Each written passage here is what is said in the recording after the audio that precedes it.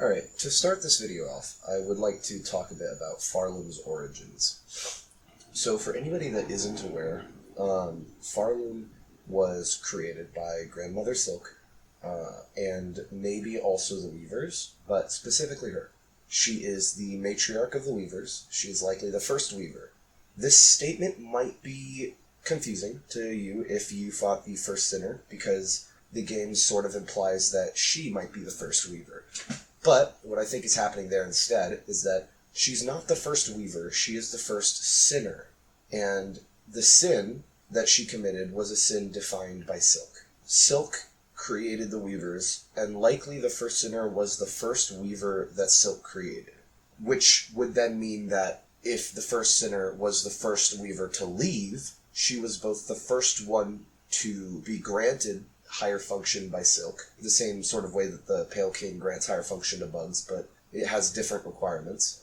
But she was probably the first Weaver to be created by Grandmother Silk, but also the first Weaver to leave.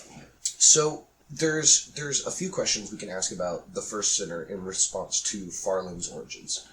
The first one is, where did she go? Because it seems like the first Sinner left and went to a different kingdom and was taken back by Grandmother Silk. So if we want to know a little bit more about her in hopes of learning a little bit more about the Weavers, then we should try to start by figuring that out. Pardon if these all sound a little separated. I'm going to do this in segments since I'm not able to access this text anymore. I'm just going through Fireborn's stream since I know that he's going to actually look for this room. So I'm just going to go over each of the lines in the cradle to talk about the different locations that these Weavers may have gone to. So the first one you see says, Weaver in 8th part, last of their line, frail with age. Tracked and taken in Sandsea Waste. 7 choristers, 9 envoys lost to task. So they lost 16 units, basically, to get this Weaver back, and they said it was in the Sandsea Waste. I'm thinking that's probably Karak. If that's not Karak, it might be even more west of Karak, but last of their line, frail with age, I don't think this is the first Sinner. This is not the Weaver that we are looking for. The next report says, Weaver in 8th part, last of their line, mortally wounded, tracked and taken in the Black Barrens, 4 choristers, 1 reed, lost to task. So 5 units lost. They went to a place called the Black Barrens. There's no idea where this is, really. It might be close to the Blasted Steppes. Honestly, this is probably just a place that exists that they're not explaining. But again, in 8th part, last of their line, mortally wounded, so all of those don't really fit the first Sinner. This is not the Weaver we're looking for. Now, the last report is very interesting. Weaver, in quarter part, last of their line, staked to service, tracked and taken beneath the city of Steel. 8 choristers, 12 envoys, lost to task. In quarter part, Weaver is very interesting here. Hornet is supposed to be half Weaver, and yet staked to service, taken beneath the city of Steel. Now, this could maybe be Hornet, but it's probably not, because the decree that would have been revealing Hornet would have been on the cage she was being transported in. So there is no actual guarantee that this would be talking about Hornet, and in fact, it's probably not likely because of the decree found above Bone Bottom that says, like, hey, we found another Weaver spawn, we're going to go get it. But it is interesting. Last of their lines, staked to service, tracked and taken beneath the city of Steel. I mean, you could call Hallownest the city of Steel. I don't think that that's a crazy thing to say. But what I want to mention about this is, while this may still be referring to Hallownest, which I think it is, this isn't talking about Hornet. This isn't even talking about the City of Tears, or the Kingdom of Hallownest. This is talking about the original Hallownest, which we'll get into later in this video. But this is talking, I think, about the original White Palace, Ancient Basin Hallownest, before they created the City of Tears and expanded. I do believe that at that point the Weavers had already arrived, and one of them was taken by Pharloom. And I think this is likely because Hera, in the Red Memory, seems to be very aware of the Weavers. All of the Weavers are aware of Grandmother Silk. And So probably Hera would change the way that she leads her colony of weavers because she's seeing that Silk is succeeding in capturing them. So Hera seems very different than the other weavers in the memory because she is just trying to be free. Most of the weavers are just trying to be free, but a lot of them are also trying to make new kingdoms. Weavers seem to have innate conquering or rulership built into them, things that they want and desire at a base level because of the influence of Grandmother Silk. So it seems that, after all, none of these weavers are the weaver that we were looking for. So the first sinner was not sent to the Sandsea Waste, nor the Black Barrens, nor the City of Seal. Where did the first weaver go? And there's two answers to this question I can think of. The first answer is the boring answer, that we don't know. So maybe not a big deal, but you could take that at face value and just say, we don't know where the first weaver went. Only that none of these are the first sinner.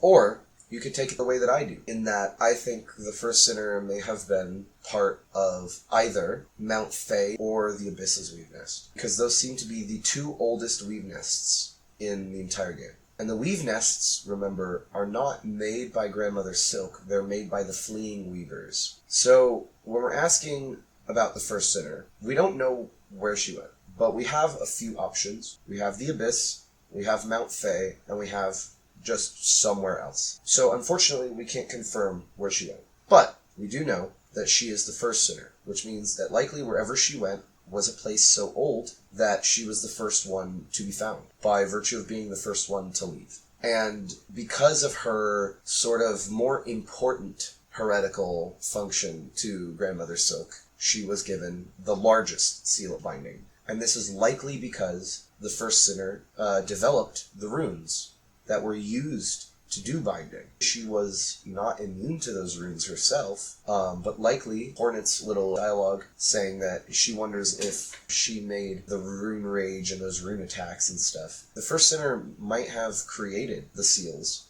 The first sinner may have initially wanted to be under Grandmother Silk's control, but was the first weaver to break free from that.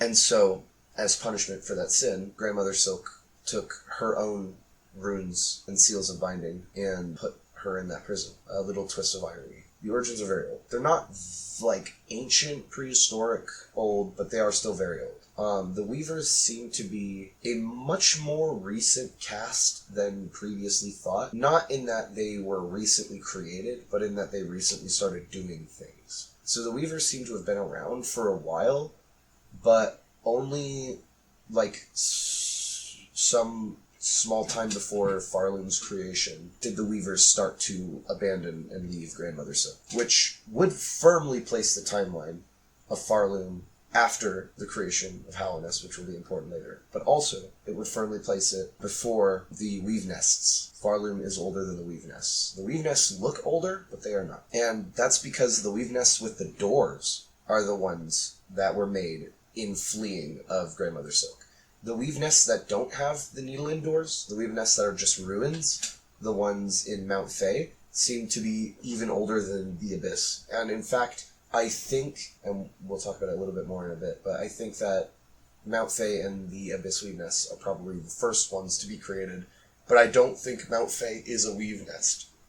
I think Mount Fae might just be the home of the weavers. And I was going to get into that topic later, but that's pretty much all I had on that. So Mount Fae, it has a god on it.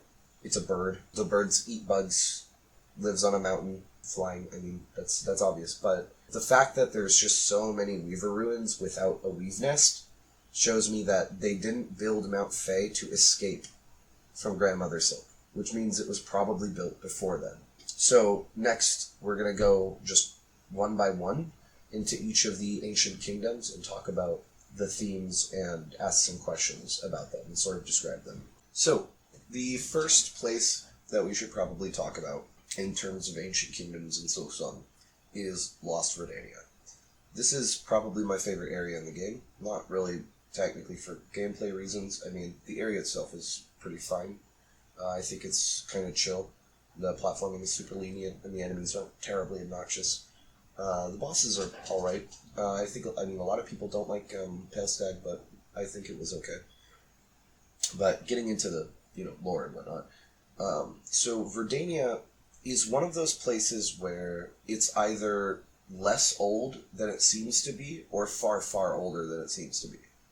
I think that Verdania isn't as old as Karak, because the memory of Verdania is much closer to what's actually there right now than Karak. The memory of Karak is so wildly different than the memory of Verdania that it makes me feel like less time has passed in between Verdania's fall and Karak's fall. And what's weird about that is that Verdania was forgotten first. So what seems to be the case is that let me amend my statement. It might not be that there was more time passed in between Verdania's fall in the current time than Karak's fall in the current time. Verdania was forgotten first by the Memoriam, and I really do believe that means that it was destroyed first out of any of the other kingdoms. However, I don't believe it's older than Karak. So, where I would put it in the timeline would be that, after the fall of this potential Cambrian empire, there was Karak first, and then Verdania came around a little bit after that. Because, again, with Karak being a coral sea, ocean, lake, then that would give a lot of water to feed into places like Shellwood and Verdania. Now, it is possible that Verdania is sort of dinosaurs prehistoric, which might sound like that would be older than Karak, but when we're talking Cambrian period, we are talking much earlier than the dinosaurs. So it seems like Verdania is supposed to be prehistoric, but not really like primordial. Karak is like a primordial area. It's very old. So Karak came first, and then came Verdania. But Verdania fell before Karak did. And the reason for that is quite simple. We don't need to ask what happened to Verdania, because we know. Pharloom just went in and actually destroyed it. There isn't necessarily signs of Pharloom activity on that right end. However, based off the context clues of Greymoor being very close, and we know Greymoor is a location built by Pharloom residents and people traveling there, the fact that it's so close to Greymoor, and also the fact that in the present time it's not completely annihilated, it's just blocked off, like they came in and blew up the cave. Either the cave fell on its own, but I don't think that's likely because of the theming of the game. So, to me, it feels like Pharloom came in and just collapsed that cave system on Verdania, leaving only the little section that remains, which was also collapsed until Act 3, when the Abyss starts cracking the world and opening that pathway to Verdania again. So they intentionally blocked off Verdania. That's why they call it destined to be forgotten. So I want to ask two questions for Verdania. The first question is, how did they try to stop Pharloom? It's a question you have to ask every kingdom. It's a question we will ask every kingdom. How do you avoid Pharloom? Because that is the theme of the game. These kingdoms trying to avoid Pharloom, these weavers trying to avoid Pharloom, and Pharloom comes and finds them. And for Verdania, they seem to have taken the most peaceful approach out of any of the kingdoms. They didn't amass an endless army to defend themselves. They didn't seclude themselves in, small tunnels hard to reach. They didn't try to spread their vast empire so far it could never be conquered. They just tried to live. And Verdania thought that if they could just live on their own and not do harm to Pharloom, that they would be left alone. And from the Green Prince's dialogue that we see in the memory, he says things like, we had these little times away from the rule, like it was nice back then. And it was like, those things, I'm not sure he's talking about his own rule. Yeah, he is a prince. Yes, he probably ruled over Verdania at some point. But I don't think he's talking about that he has time away from his own rule. I think they mean they're taking this time away from the rule of Pharloom. The rule of Pharloom that is coming about in this time. That they see this kingdom flourishing on the sides. And their response isn't to attack or to defend themselves or to hazardize their environment. Their answer was just to try to be left alone. And as we see with Karak doing a similar thing but more aggressively in amassing armies and trying to intimidate people into not attacking, we see that inaction does not work. And this is a theme that is supported by Sherma. At the beginning of the game, you have a door that you're trying to open. and Sherma's outside, and he's singing, and he's like, only holy song will open this door. Singing will guide us the way, all the way to the Citadel. All we need to do is sing. And you open the door, and he's like, look, my singing opened the door. And then you go up, and in Blasted Steps there's a bench, and he's like, look, there's a bench. We gotta sing. If we sing, the bench will come up. Only singing will make the bench come up, and then our journey can keep going. And you pay for the bench, and you make it come up. And I think at this point, Sherma is still holding on to the idea of our faith and our song will get us through this. But after seeing you open the door, and after seeing you bring up the bench, he's probably having his doubts. Because when you meet him in the Songclave, and he's trying to help a wounded bug, he's singing. And he's like, only song will help this bug. We gotta sing. When we sing, it will help the bug, and then we can keep on our journey. And then you tell him, singing is good, but you should go find bandages. You should help patch up wounds. You should do something. And Sherma sits there for a second, and he goes, yeah, you know what? Singing can't fix everything. We have to take some action. And I think that's not just about Sherma. I think that's about the actual history of Pharloom too. Because at least 2 of these kingdoms tried to escape Pharloom through inaction. They thought, if we just be too defensible, if we just stay away from them, if we just don't attack, if we just live on our own, if we just stay in the fringes, they won't come for us. We'll let them be, and we'll all thrive. And that didn't happen. That was not the case. And so, as we can see from the next few topics, that inaction leads to destruction. And the only factions that survive long enough or succeed in any way or remain around in the present day are the ones who either fought back or the ones who became aggressive and proactive. Next on the video, I wanted to talk about the Sands of Karak. The Sands of Karak is a small optional area, well, kind of optional area, just above the Blasted Steps and just to the left of the Citadel and directly under Mount Fae. So the Sands of Karak, I wanted to ask a few questions about it, but first we should just ask the most simple question, what was this place? When you go into the Coral Tower in the memory, you can see that the entire background is full of water. Coral life and aquatic beings and stuff. A lot of these enemies are based off of crabs and other marine life. But another thing that strikes me is that Crust King Khan, it's not 100% the same, but he looks very similar to the Lord Fool from Hollow Knight. And that seems important because the Lord Fool, of course, is in the Colosseum that may or may not be older than Hallownest. It probably is. The worm that it's built out of the corpse of seems to be maybe more ancient than a lot of other worms and ancient bugs. I'm not sure if I want to say that bug seems more ancient than the Pale King, because that's really vague, but it's a very ancient Colosseum. And I think that Colosseum was around in its heyday during that ancient Cambrian era, that period where it has, huge bugs everywhere. It seems like the Colosseum was sort of like a testing ground. But aside from that, Karak seems very similar, almost. It is, of course, a kingdom built on strength and whatnot, but it also feels extremely old. The first thing that I thought of when I went into the memory of Karak was, oh, so that's what happened, because when I went in there and it was a desert everywhere, I was like, oh, okay, this must be some desert land. Maybe they live among the coral that used to be aquatic in this, because a lot of deserts used to be like lakes and oceans. But when I got to the memory, of course, and I saw that everybody was, in the Coral Tower in that heyday, it struck me that they didn't live here after, the sands had already been dried up. They lived here before the sands dried up, which means that Karak was significantly older than Pharloom. So Karak and Verdania were likely around at similar-ish times. Of course, Karak seems to have lasted longer than Verdania did. So 2 questions about Karak that I want to answer now that we've sort of described what it is, actually. The first question is, what did they try to do to prevent Pharloom from destroying their kingdom?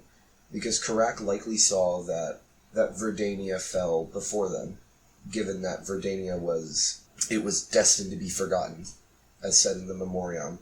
And I don't think that that's because Verdania was particularly sinful, according to Pharloom. I think it was that Verdania was just the oldest one, the first to leave. They tried to keep it in memory for a very long time, and they couldn't eventually. So it seems like in order of breaking containment is the orders in which those memories start to fade. In which case Verdania would have been the first in the Memoriam, and then Sands of Karak may have been the second area in the Memoriam. That sort of goes to show that while those two kingdoms may have once existed at the same time, the timeline clearly shows that Karak is older than Verdania. So what did they do to prevent Pharloom from destroying them? Well, when you enter the Coral Tower in the real world, without going into memory first, the first thing you probably notice is it looks a lot like those ancient terracotta warriors in, like, the Chinese grave. So, of course, this is a, like, military nation, but I think that, you know, and even though the triple gauntlet is really bad and very annoying to fight, I think the point of there being so many arenas in the Coral Tower is supposed to show that they took sort of the Hunter's March approach, in that we just become very strong and unstoppable in sheer numbers, then Pharloom can't destroy us. And for the most part, they were right, because from the looks of it, it doesn't look like Pharloom ever made it to the Coral Tower. There's no evidence of Pharloom's influence even reaching that far, so it seems like in both environment protecting them, even back then, without the sands of the sand carvers, there must have been water and maybe dangerous things living in the water. And, of course, an island nation is extremely well protected, and Karak is probably the closest thing you could get to an island nation in Silksong. So, if they had a near infinite army of unending warriors who were all highly trained, with a king who could shift the very earth itself to fight for him, how did they get destroyed? Is the second question. How did that fail? And the answer is simple, actually. They just waited. Their failure came from them waiting. Karak was trying to simply play it defensive and be so powerful nobody could conquer it. But what ended up happening is, if we take a look in the Citadel, between the high halls and the fountains and the underworks probably requiring a lot of cooling, and the steam in the exhaust organ and the pipes being needed to be, you know, created from water originally, and the hot tubs and the putrefied ducts and all the, like, residue and biowater. So what all those things tell me is there is a large movement of water from the left side of the map to the right side of the map. The left side has blasted steppes, it has Karak, it has wormways, all of these very dry areas. But on the right side you have biowater, purified ducts, Pale Lake.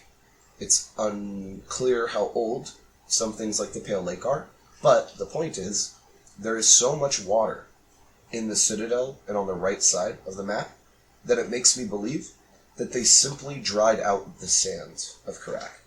Like, not even through time of just waiting for them to die out, because I think Karak would have lasted much, much, much longer without Pharloom being there. They had a very powerful kingdom. But that sheer strength in numbers can't save you from Pharloom pumping all of your water out of your country, taking it, using it for entertainment and for power in the Citadel and for the bugs there, and then pumping out the waste and residue on the other side. And over probably a couple hundred years, maybe more than that, you know, they just drained the entirety of Karak, taking all of its water out, and eventually they turned to sand, and much like the terracotta statues that they are inspired off of Boss Memory Room, they all slowly turned to stone and faded away. So, in summation, the Sands of Karak was once a flourishing coral nation, probably surrounded by a lot of water, maybe a lake, maybe even a primordial ocean, likely coming about in the Cambrian era and seeing its way through its end into the age of the new era under Pharloom and the Weavers and the Pale Beings. And Karak tried to amass an endless army in order to make sure that nobody would ever breach its gates. And while they were right, and nobody ever did breach their gates, nobody ever needed to. All they needed to do was take their water. And when you take their water, They all dried up and died.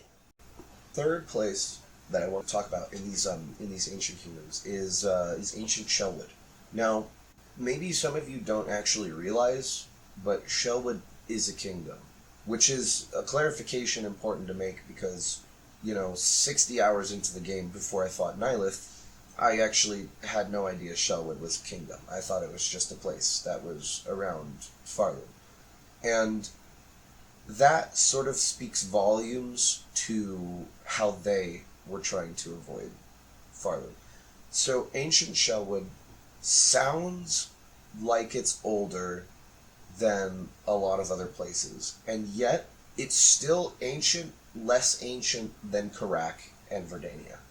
There is a sort of power scaling of ancientness, so to speak, in that things like the Abyss and Karak and other places that I don't want to mention yet because they'll become relevant later in this video, but other places like that are so much unfathomably older than the other lands that you have basically primordial, like the first of all histories, and then you have prehistoric, which is like the time before what Pharloom would consider a civilization existing, and then you have ancient, which is like at the cusp of civilization, at the start of it.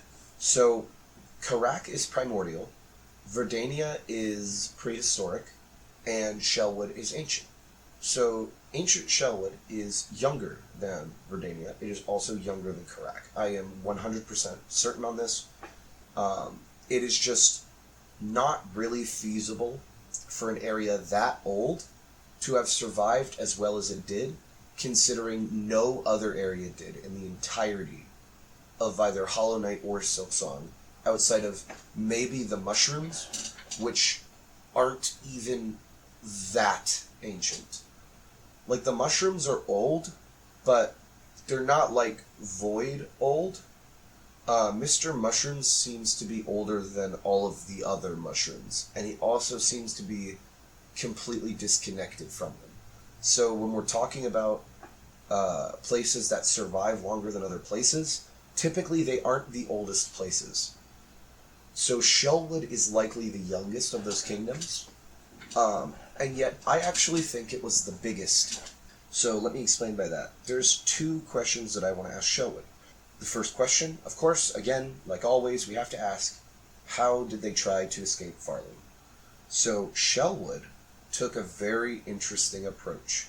Unlike Karak, which requires the existence of the Coral Tower, as well as their Crust King Khan, to defend them physically, and Verdania expects to be left alone by way of living on the fringes and being peaceful with Pharloom, then Shellwood was created to escape Pharloom.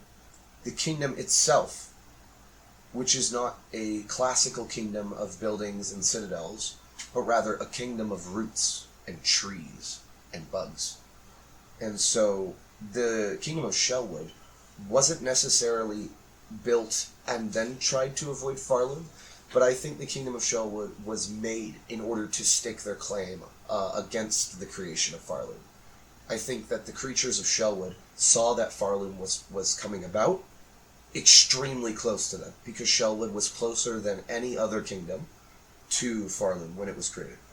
So Shellwood probably saw Pharloom creating their kingdom, and instead of, building an infinite army like Khan, or staying away from them because they can't, like Verdania, they decided, we are going to spread our roots everywhere. And I think that Shellwood originally spanned all the way to Bilewater. I think Shellwood was really big. It has roots everywhere. And I think the only reason you don't see just how big it is because of question number 2. What happened to Shellwood? So if they tried to dig their roots into everywhere and anywhere so that it would be impossible to remove the entirety of Shellwood, right? Their response was, we will be undestroyable by way of being everywhere. And you can see that in the Twisted Child ending. Because Grey Root is, of course, furthering the agenda of Shellwood, trying to reclaim the glory of Shellwood. And the way that he does that is by infecting you with a new seed. That sentence sounds bad, but let me explain. So Nihilith is the seed of the Shellwood. What that means is that because she's dead right now, and the other dream bosses, except for Khan, aren't, Khan is different because he's just much older, so of course he's dead already, and he also just dried up and died. But compared to Carmelita and the Green Princes, like, Shellwood does not have Nihilith. And I actually don't think Shellwood ever had Nihilith. I think Shellwood was closer to the mushrooms than it was to the mantises, or anything like that. I think what they did in Shellwood was that Nihilith probably had a small grotto, like, basically before Ancient Shellwood.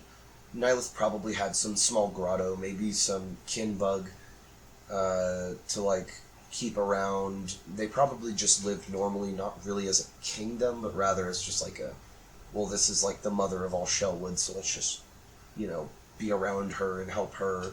And when Shellwood was created, I think it was created using Nihilith, because all of those flowers, all of those vines, all of the thorns and everything seem to be from Nihilith, because those things appear in her boss fight. And she does those flower explosions. So, if anything, all of those little flowers that do the yellow pollen explosions must be little offshoots or children of Nihilith created by her Shellwood. The Shellwood is Nihilith's Shellwood, in that Nihilith became the Shellwood, which is likely either a large tree spanning roots everywhere, or just straight up roots with no tree. Maybe there's a tree on the surface, a tree that is so unimaginably big to the bugs that they can't understand that it even exists above them, and that those roots are what they're trying to make into the Shellwood. But I think the Shellwood was just simply created by Nihilith when she saw that Pharloom was going to take everything over. And she created Shellwood as a haven for them. It's full of spikes. Almost every area is blocked off, breakable roots. And there is Grey Root trying to infect people and get the Shellwood to grow. There is Seth trying to defend the Shrine of Nihilith. So it seems like they made the kingdom as their response to Pharloom. So then we loop back around to the question, what happened to Shellwood? Well, I think if we take the assumption that Shellwood spanned from where it is now to around where Bilewater is, and maybe even a little bit above that, I think it's easy to say that Shellwood was simply destroyed because it was too close to Pharloom. Shellwood probably would have survived even better than it does now, and don't get me wrong, Shellwood has survived better than any of the other ancient kingdoms, that's for sure, but it's because Shellwood didn't really have a kingdom. It was a kingdom, but only in name. It didn't have buildings, it didn't really have laws, it didn't really have an army. It was just a place for people, for bugs to live. Not necessarily even under a hive mind, just under the watch of the mother of the Shellwood. And so she gave her life to offer a place of protection for all these bugs. And you know what? It kind of worked. I mean, if we're looking at the state of things, Shellwood seems to be in pretty good shape still, somehow. The reason I think Shellwood is maybe... It's a little bit older than the fall of Karak, but it's younger than the start of Verdania, and it's younger than the start of Karak. So if we imagine Karak came about, and then somewhere in that period, Verdania came about. Sometime probably not that long after that, Verdania fell, and then after that, Karak fell.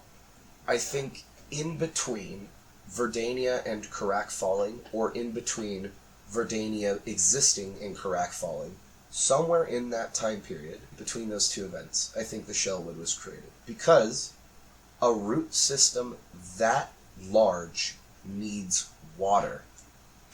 And so, Shellwood may have even contributed to the fall of Karak by way of having the roots drink up that water. However, one big difference between Shellwood and Pharloom in terms of drying up Karak and their potential is that, unlike Pharloom, Shellwood is all natural. So likely, even if they made a large system of roots to sup on and survive on the waters of Karak, that would not have dried up Karak by any means. It was the artificial pumping of the water of Karak that got rid of it. It could have been time itself that dried out Karak. That is still a possibility, but I think based off the theming of the game, it's not really likely. And so for Shellwood, it's likely that it started... You know what? No, I got it. So Shellwood was created upon the realization that Pharloom was destroying kingdoms. Because nobody knew how much Pharloom would destroy until Verdania fell, I think. Because all three of these kingdoms, I keep forgetting the Farfields, all four of these ancient kingdoms must have at one point existed at the same time. Because it seems like there's a chain reaction through the kingdoms when they see what Pharloom is really doing.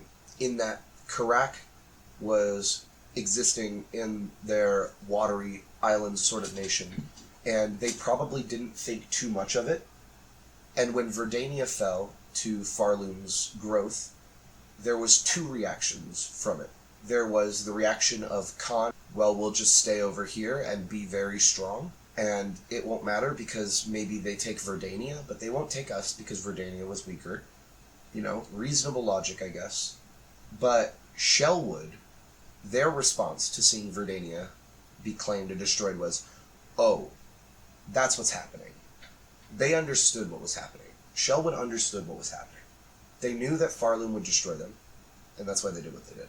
So this segment has been longer than the other ones, but honestly, somehow I think Shellwood is maybe the most interesting of the kingdoms, despite my bias shifting towards Verdania. In summation, Shellwood likely saw the destruction of Pharloom's nearby kingdoms, and before they were a kingdom, Pharloom wouldn't have had maybe their eyes set on Shellwood.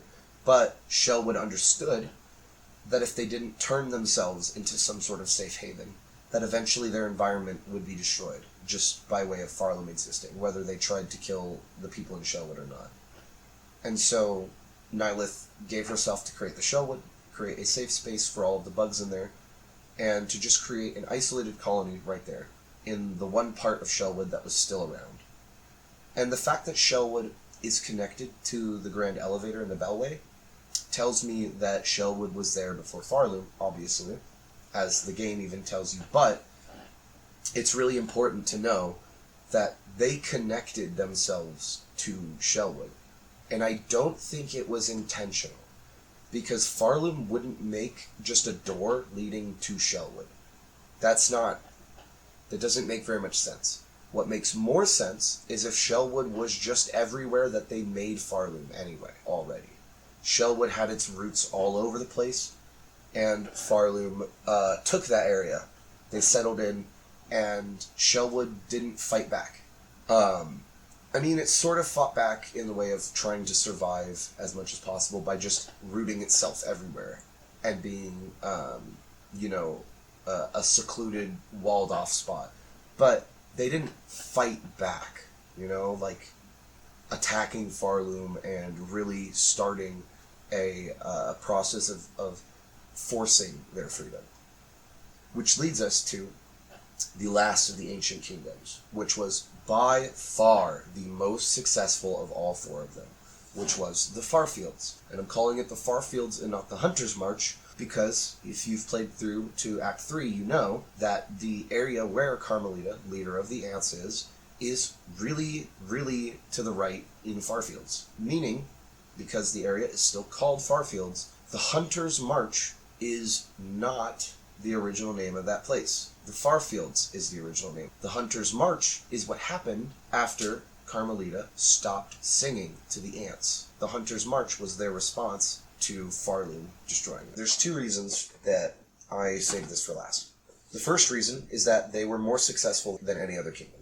Shellwood was close, but Shellwood is still just a shadow of what it once was. The Farfields is almost still as big as it once was in its prime.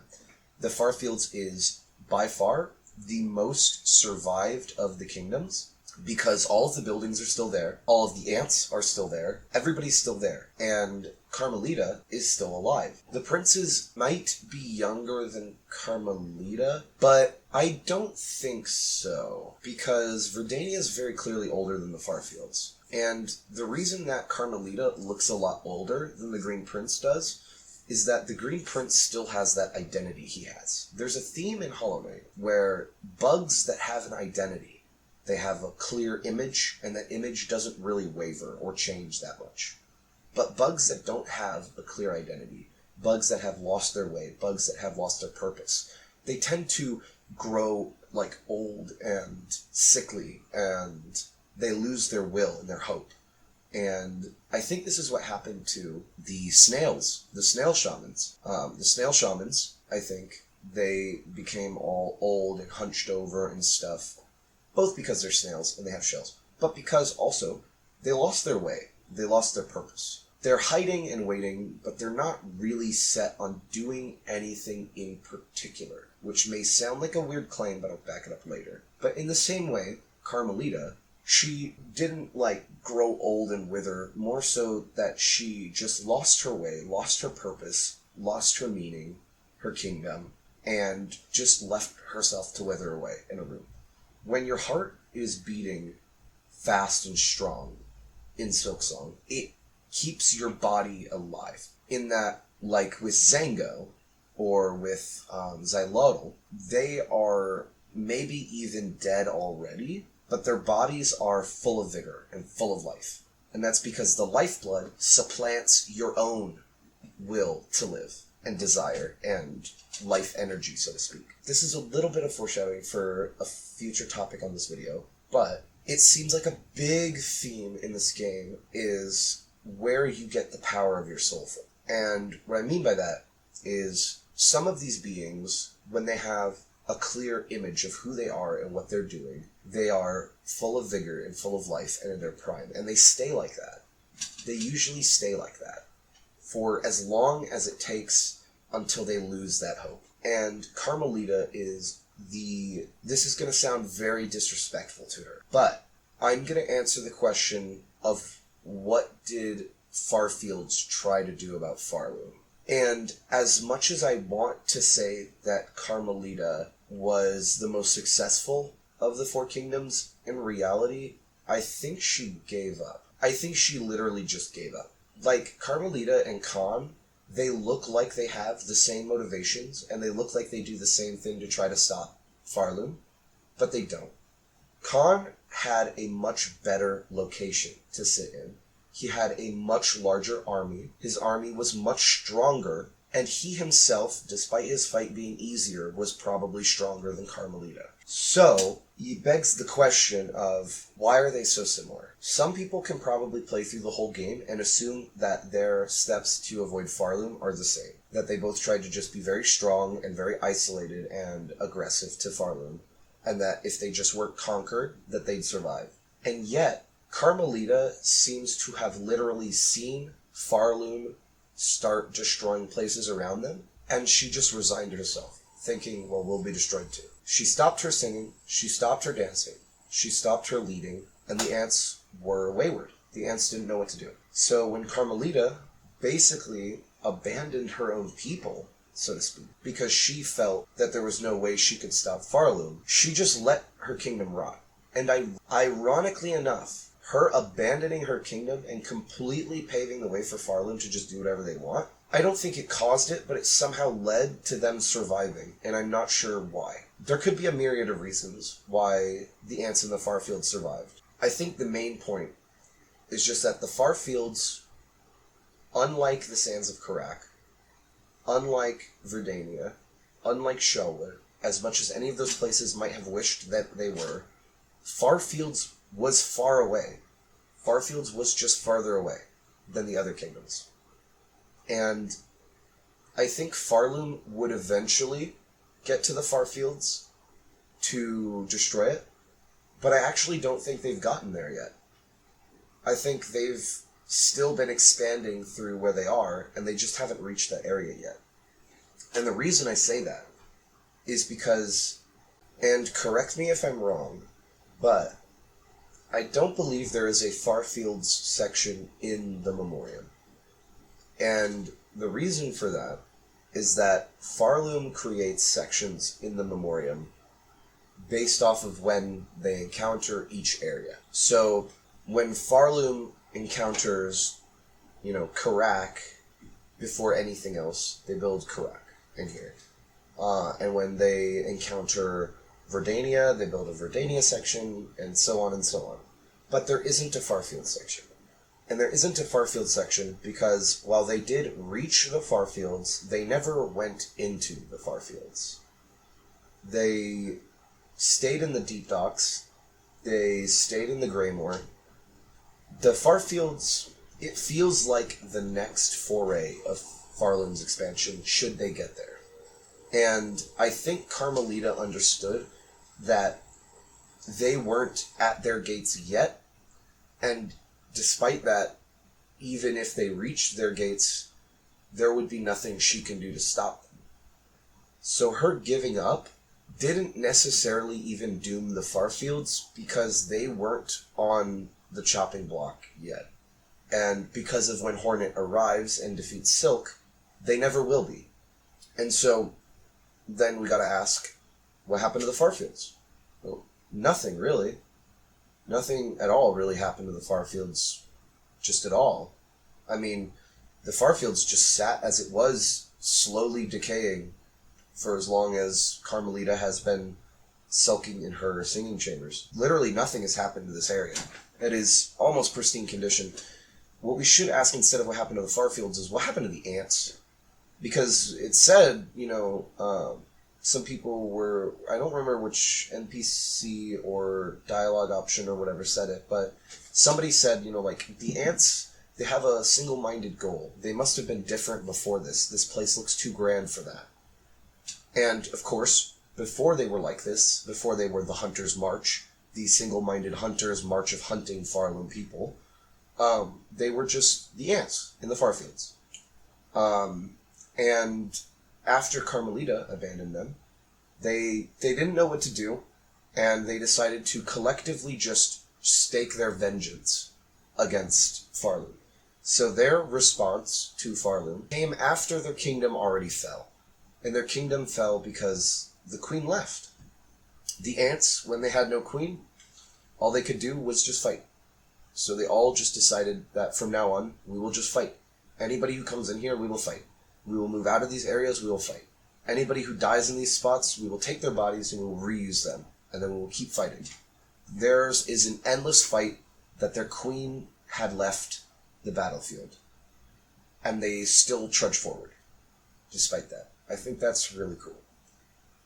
It really adds depth to the Hunter's March, because this is unlike the other statues in the Dream Bosses. I don't think Carmelita's statue was created while she was in power.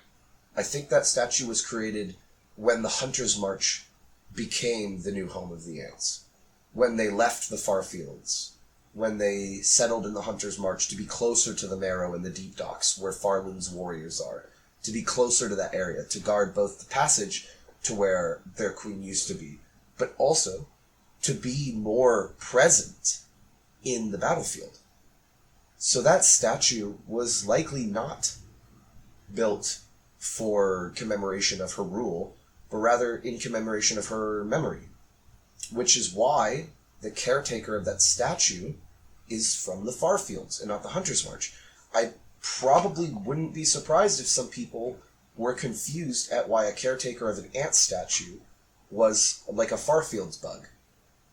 But the answer to that is because the ants are from the Farfields, of course. I think some people may have just been confused as well, probably, when they entered the Farfield section of the ants, and they saw that the map was still green and not red. Probably most people just assumed, oh, this is a continuation of Hunter's March. But no, it's meant to tell you that the Hunter's March is not the Ant Kingdom. The Hunter's March is the response to the loss of the Ant Queen by her own seclusion. So, basically, in summation, right, the ants of the Farfields were so far away that Pharloom never got to them. And Carmelita didn't take that chance, but she also didn't take the chance of fighting back and I think she just gave up. And after she gave up, the ants did their own thing to try to fight back. And it's sort of working, but of course, eventually, would Hornet not have been here, the Farfields would fall, just like the other kingdoms. They're just younger and farther away, and there's not much in the Farfields in terms of resources for Pharloom. If you think about it, Verdania probably had knowledge on, like, soul power or the Everbloom or things like that Pharloom just wanted to know. So they probably had more reason to destroy Verdania and ransack the place. They knew Karak was powerful, and they knew Karak was close, so they pumped all the water out of it, and they drained their seas and made them a desert to kill them. They knew that Shellwood was growing rapidly, so they just built their kingdom on the Shellwood, with their cogs and their poison killing all the roots. And as for the Farfields, there was just nothing there. There's no reason for Pharloom to go to the Farfields. There's no natural resources of many kinds. There's no weavers. There's a weave nest in the Farfields, but it's so small that likely only one weaver was in there, and maybe they already went and claimed them. But Farfields were just far away. They were secluded. There was nothing of interest in that area. Farfields, they just got lucky. That's really it. They just got lucky. And that's why they survived. So, after this, now that we've discussed the 4 ancient kingdoms, I would actually like to pivot a little bit and talk about Hallownest for a second, and how Hallownest fits into the timeline that I'm slowly building of these kingdoms and when they happened. Because I think it will both be very surprising what I have to say about this, and also not at all shocking whatsoever. So now that we've talked about the 4 ancient kingdoms and Pharloom's timeline placement and origins, I think we should probably ask about Hallownest. So Hallownest, I think, is safely categorized into 2 time periods. The first time period being the primordial Cambrian Hallownest that was created in the ancient basin where the White Palace is, because the White Palace is older than Hallownest, the rest of the city and kingdom, that is. And the second is after the prehistoric age. I think that Hallownest was around for a while before they built the rest of the kingdom. I think it was a small, burgeoning kingdom, and at some point after the Cambrian and sort of going into the prehistoric and ancient, did they start to build the rest of Hallownest. And I do believe that started with things like the Queen's Gardens and the City of Tears. And so I think we can place the founding of Hallownest in the Cambrian era, or at the very latest in the prehistoric, like before Verdanian era, probably very similarly time-wise to Karak. Hallownest is probably, it only became as big as it was. It hit its glory points in the ancient time, not even the prehistoric time. And I won't get too much into, just Hollow Knight lore, only because it's been a while and it's been talked about a lot already. But I do think it's important to note that it is definitely confirmed that Hallownest is older than Pharloom, because Hallownest had to have already been there for the Weavers to arrive in Hallownest. We know that the Weavers arrived in Hallownest because they fled their original home, and some of them eventually were taken back. Likely, the Weavers arrived during the Pale King's rule, of course, because otherwise he wouldn't have been able to do what he did with Hera. And likely the Weavers were not a part of Hallownest per se. They were just living nearby Hallownest in Deep Mist. Hallownest would have not really done anything to prevent the capturing of the Weavers because of this. So likely it wasn't really on the Pale King's register to actually care that much about Grandmother Silk. And I think the main reason for that is that Silk didn't start going out to reclaim these weavers until she had enough power in Pharloom. And by that time, the Pale King was dead. Otherwise, he would have mentioned her. And I don't think this is really a retcon, because I don't think they planned it at all to begin with. I just think this is a new detail they added that fits in nicely where it does. So, the Pale King would have seen the weavers come to his lands. He would have known that they left because of Grandmother Silk. But, if from his perspective, because remember, Grandmother Silk is not a pale being. She is a higher being. There is a difference. There are higher beings and there are pale beings. Higher beings are just very powerful bugs that specifically are given control over different species of bugs. So by that I mean the higher being of Un is a slug, in charge of the slugs and moss and stuff in the Lake of Un and Green Path. And then, of course, there is the Radiance, which is a higher being, not a pale being. Radiance is a higher being that is the matriarch of the moths and has the element of, like, light. And then there is Grandmother Silk, who is a higher being, not a pale being, who is in charge of the spiders, the weavers. And her... It seems like all of the higher beings have this sort of energy they use. Like, for Un, it's like the green energy of, like, life and plant life. And for Radiance, it is light itself, the sun, which is why moths are drawn to it. And for Grandmother Silk, it is, no shit, it's silk. But what's important to know here is that, in that case, it is very likely that Nihilith is actually a higher being. Unlike Carmelita and Khan. Carmelita and Khan might be higher beings. They could be. I think it's likely. I wouldn't argue against it, necessarily. But I also think it's possible that they might not be. They might just be very powerful bugs. But if we're going under the assumption that all the dream bosses are higher beings, then that means that Carmelita would be the higher being in charge of the ants. And her little thing that she does would be song, surprisingly enough, or dance, one of the two. That would be her energy, so to speak, to give people. And Khan probably either had, the energy of the earth and the coral rocks around him, or the energy of the water. It could have been at some point.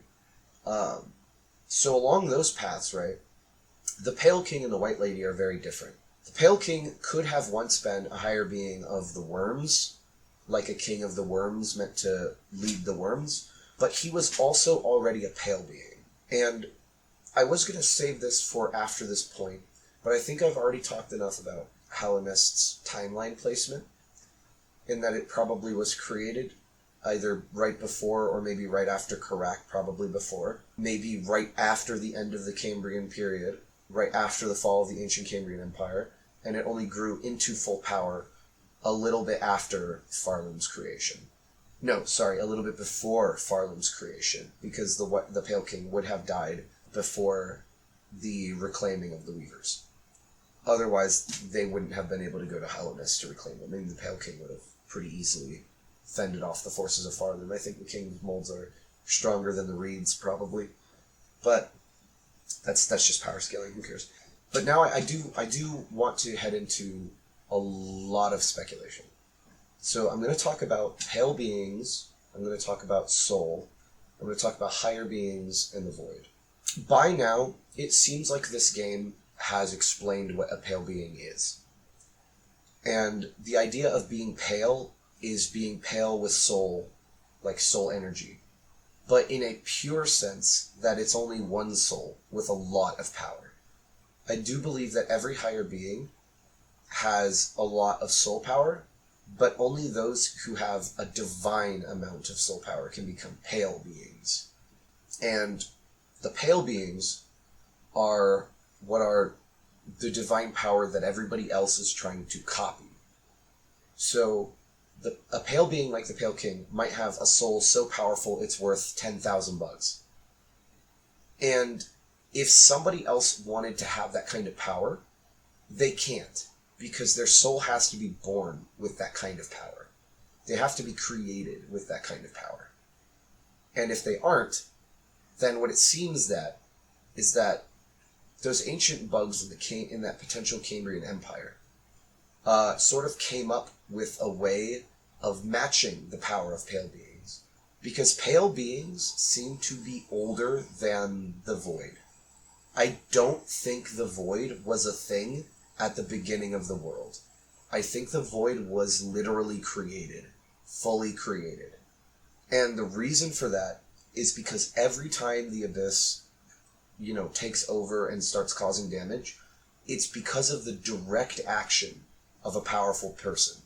And what I mean by that is, if you wanted to have the power of 10,000 souls, you could either be a pale being who already was born with this power, or you could just take 10,000 souls from bugs around you.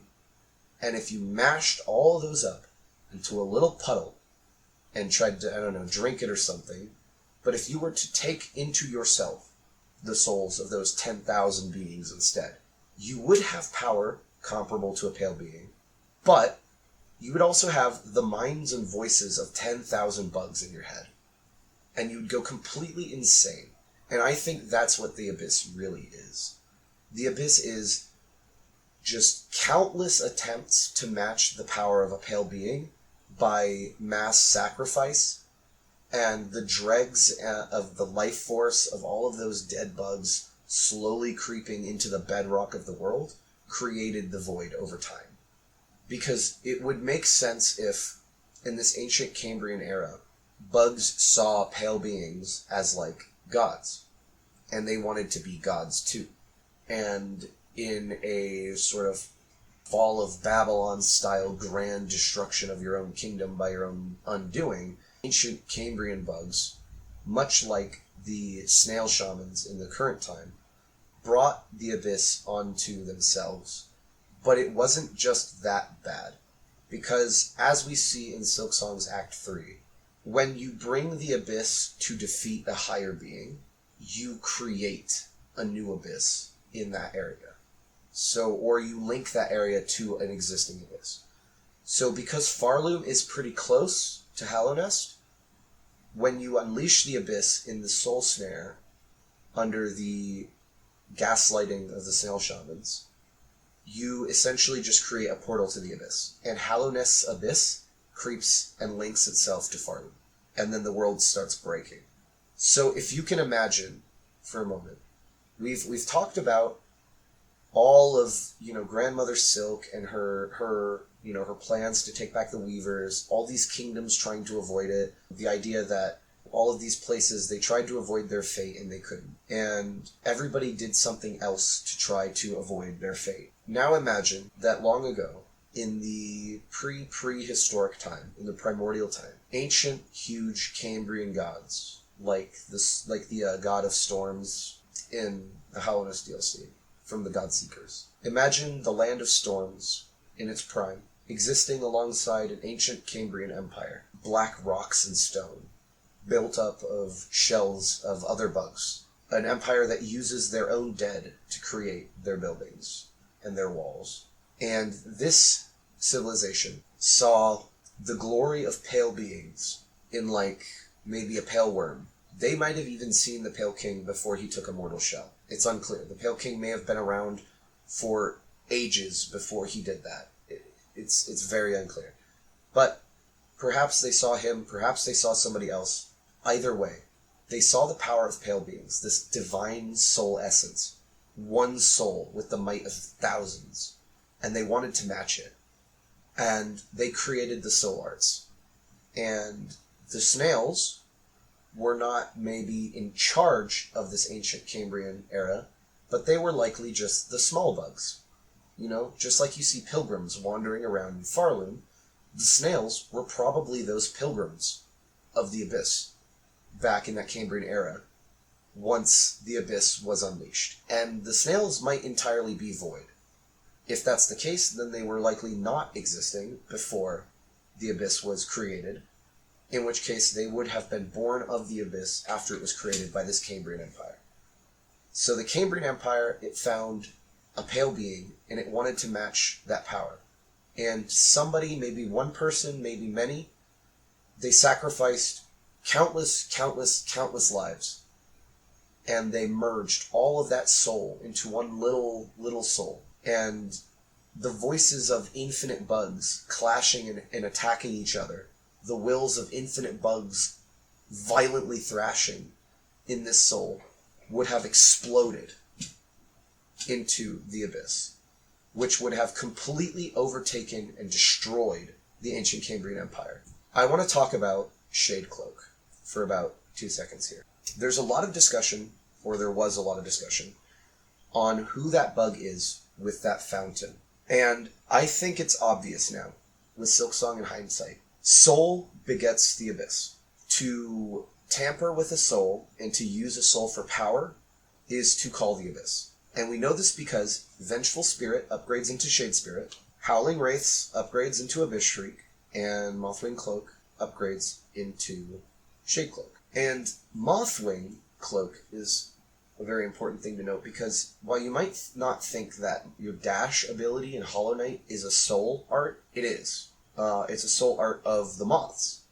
And if it's a soul art, it can be corrupted by the abyss. Just like Desolate Dive is turned into Descending Dark. And there is a point to be made, and this might sound fucking insane, but bear with me. There is a point to be made that ancient bug holding a fountain of void may have once been holding a fountain of soul instead. And that entire lake of abyss may have once been a lake of soul created by this Cambrian Empire. So you've imagined the Cambrian Empire vast and huge and spanning everywhere. Now imagine that it has lakes of pure soul energy. It has fountains of pure soul energy. Thousands, maybe millions of dead bugs' soul energy flowing like water through the streets of this ancient empire. And then it exploded. It twisted. Those souls became vengeful, angry, blackened, dark, abyss. And once that happened, all of that soul, imagine people bathing in a hot spring of soul, drinking from a soul fountain, and then black tendrils and darkness erupt from all of these places, twist around them, take them, completely sap all of their energy and add them to the hive mind of soul. I don't necessarily even think it's hive mind, more in that it's just such a loud cacophony that thought isn't possible. No mind to think, no will to bear is saying to me, not that you don't have thoughts to have anymore, but that because of the void and the voices and the chaos in your brain, there is no more thinking. You know not your own desires anymore. You forget who you are. The voices and lives of thousands of bugs influence your brain, and it makes you forget who you are. It makes you lose your purpose in life. It makes you take off your mask. And we're going to talk about masks for a second, because masks are so unbelievably important in Hollow Knight. A mask for a bug is a purpose. It's an identity. It's a place in the world. It's a person to be. It's a person for other people to know. A mask is a bug. A bug is not a bug without a mask. And the maskless bugs are akin to animals, to the people in Hollow Knight. The theming of a mask, we can talk about masking or whatever, but I don't think that's as relevant here. I think the theming of a mask is the point of life. The mask is the point of life. For each person, for each bug in this kingdom who has a mask, that mask provides their life to them. The conductors have a mask. That mask denotes that they are a conductor, that their job is to conduct the choir of Pharloom. That mask is to denote they are a higher-ranking member of the choir of Pharloom. That mask is to denote that they live in Pharloom, just as a basis. If you see somebody with that mask, you know that's a choir bug of Pharloom. These masks are made for bugs to have reasons to be. And when they lose those masks, the void can corrupt them very easily, because you've probably had a situation in your life where you don't know what to do. And imagine in that situation, you have thousands of dead, angry, vengeful spirits telling you not to seek purpose or a mask, but to join and to destroy. I think that's the true power of the Abyss, is that it's not necessarily some ancient evil creeping and waiting to destroy everything. More so it's It's just the combined, conglomerate, disgusting mass of millions and millions of dead souls who never got to seek peace. And these dead souls twist and turn and churn in this water until it lashes out in anger. And the pale beings are the exact opposite of that. They are calm, they're collected. They're almost not even really people. They don't have personalities. They are very similar.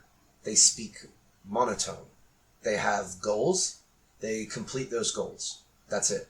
The pale beings are the exact opposite of void. They are determination incarnate.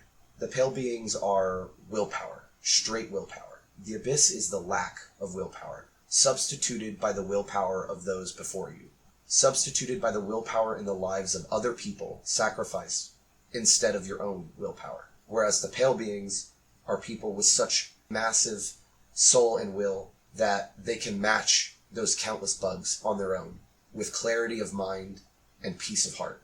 And it's that desire, no mask to have, no will to break, no thoughts to... It's that desire to be a pale being, clear of mind, sharp of focus, calm in goal, that the average bugs cannot be, because they have mortal desires, mortal fears, mortal issues. And after that entire really long stint, I do want to go back to the Pale King, because who may be the most controversial figure in the entirety of Hollow Knight. I think with hindsight from Silksong, much like I saw a very good video on it that probably most of you, if you are seeing this somehow, have already seen. It's like one of the only lore videos on Silksong so far, but somebody went back and they revisited. I'm sorry, I don't remember the channel name right now. I will post it in text right here on the screen.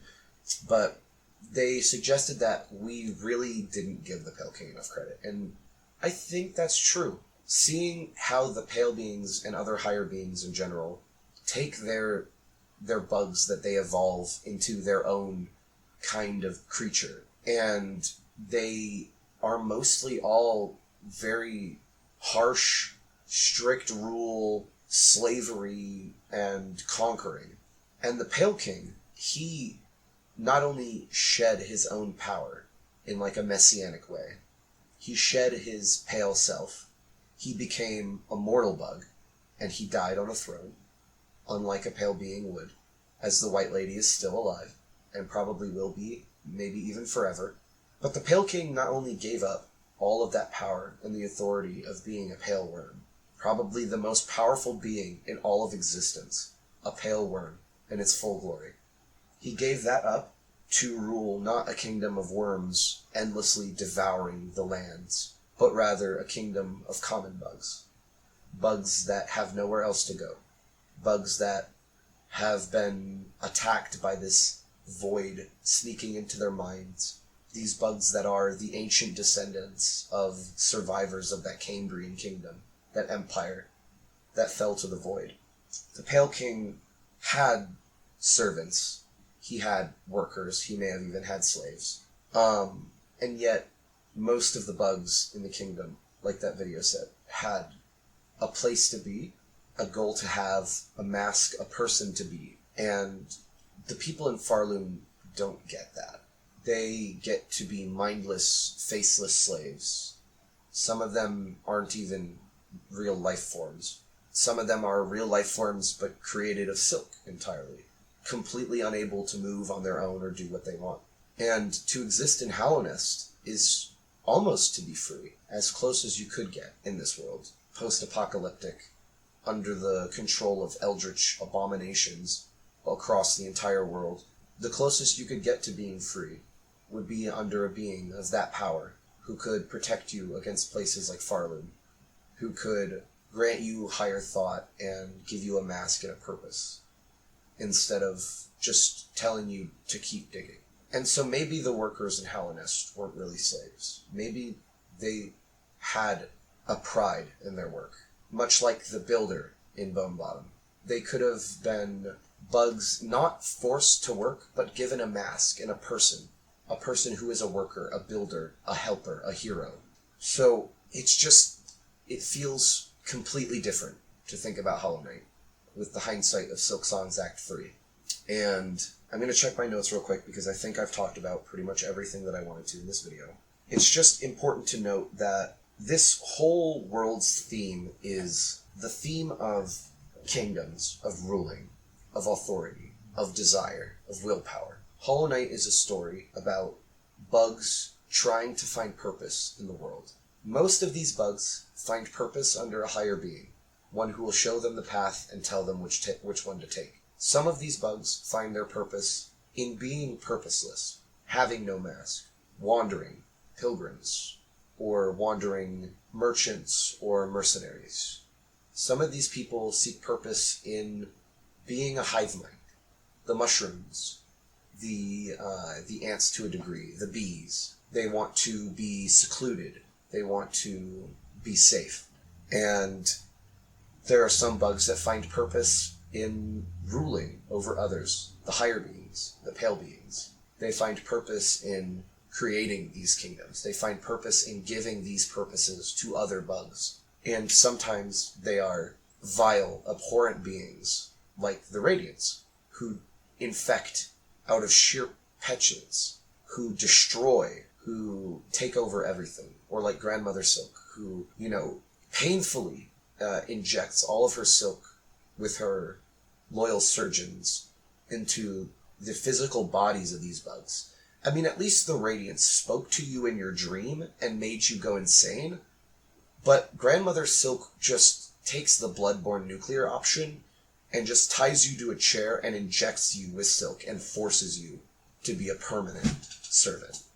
You can be broken out of the infection. We broke Sly out of his infection in Hollow Knight. You cannot be broken from the silk infection. It is in your shell. It is your shell. Your body is silk now. And I think that the finding of purpose is the entire point of Silksong, specifically as well. The pilgrims have a purpose to reach the Citadel. When Sherma gets there, he loses his purpose. He doesn't know what he's doing. He starts to doubt. And when you start Act 3, he finds a new purpose as caretaker of Songclave. After the old one leaves, he realizes, I could sit here, I could sing, I could pray, I could wait for these things to happen, I could hope that somebody saves them, or I could go get bandages, I could organize wishes, I could, start repairs, I could offer safety for people, I could lead Songclave into a new time. And the thesis of Silksong is to move on. The thesis of Silksong is to move on. Past the old kingdoms, past the old ways, past the void, past the pale beings, past the desire for this power, to move on. And to seek new life in just being. The fleas, when they see the end of the world coming, they don't cower in fear, they don't fight back against it, they don't pray for someone to save them. They party harder than they've ever partied before in their entire lives. They find a nice little place full of clear, soothing water, and they throw games. They have fun. And that's their purpose now, is to be together and have fun. And to see the end of the world down with a smile and playing a game. And it almost feels like Team Cherry is trying to make you feel like that with the world how it is right now, and all of the things going on, and the dangers, and the horrors, and the disgusting violence. But they're telling you that you can see that end, and you can choose to live in the meantime. And I think that's cool. And it's just the questions of what having power really means and how to lead a kingdom. I think Silksong's answer to that is not to. I think we could talk for hours about how Silksong tells you you should do this as a king, you should do this as a queen, you should act like this, or give your people this, or live in this area, or defend your kingdom like this. But at the end of the day, I think the point of the game is to tell you that all kingdoms fall. No kingdom will last forever. And so what you do instead of trying to fight against the endless onslaught of time, creating a kingdom that will last eternal, like the Pale King, who was the most powerful being probably in the history of anything in Hollow Knight, who was probably the closest to ever getting an eternal kingdom that anybody had ever done in the entirety of history. And he failed. Because it's not possible. To live eternal, to hold a kingdom eternal, is not possible. And the one time it might have happened in the Cambrian Empire, it was that stagnation, that power they had. Between the power of the souls that they used and the stagnation of their empire, it created the abyss. So to go against the cycle of nature and to not adapt and live within it is to call for your own destruction at the hands of either that very nature or other people who are like-minded to you. All of these kingdoms could have lived in harmony, theoretically, on paper, but it never would have happened. It never would have happened because they all wanted to be the kingdom. They all wanted to be Hellenist. They all wanted to be the kingdom eternal. They all wanted to be the ancient Cambrian Empire, even Hellenist. And they couldn't. And the closer they got, the closer they stood to the edge of the abyss. So Silksong's answer to what makes a king is to not be a king. Silksong's answer to how to survive a kingdom like Pharloom is to not make a kingdom of your own. Silksong's answer to how to survive the abyss, how to quell the void, is to stop poking it, to leave it be, to let it sit there at the bottom of the world, in silence. It's telling you that while it may be pointless to fight back against the cycle of the world, that doesn't mean that your life has to be pointless in the pointless cycle, if that makes sense. Finding purpose isn't necessarily about breaking the cycle or creating a new path. It's just about understanding the path and the cycle and living within it.